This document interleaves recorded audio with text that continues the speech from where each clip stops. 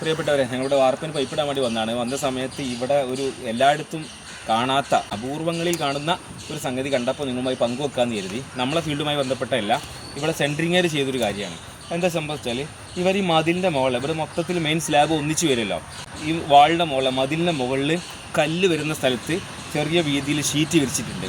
ഈ tarpaulin sheet എന്തിനാണ് വിരിച്ചിക്കുന്നതെന്ന് ചോദിച്ചപ്പോൾ ഇവർ പറഞ്ഞത് എന്താണെന്ന് വെച്ചാൽ വാർപ്പിന് ഈ മെയിൻ സ്ലാബിന് ഒരു പ്രക്രിയ ഉണ്ട് അത്ര, അതായത് അത് വികസിക്കുകയും ചുരുങ്ങുകയും ചെയ്യുമെന്നാണ് പറഞ്ഞത്.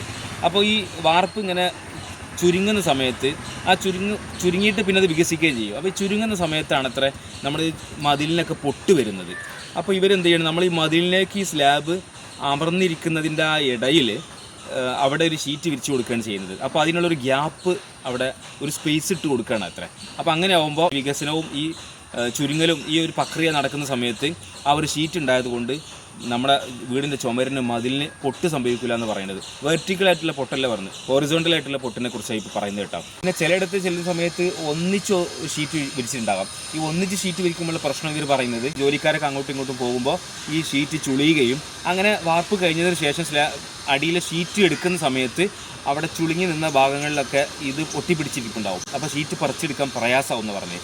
അപ്പോൾ ഇതിൻ്റെ കല്ലിൻ്റെ ഭാഗത്ത് മാത്രം ഷീറ്റ് വിരിച്ചിട്ട് ഇങ്ങനെ സ്ലാബ് ഇങ്ങനെ വാർക്കുകയാണെങ്കിൽ തീർച്ചയായിട്ടും നല്ലൊരു സേഫ്റ്റിയാണെന്ന് അവർ പറയുന്നത്.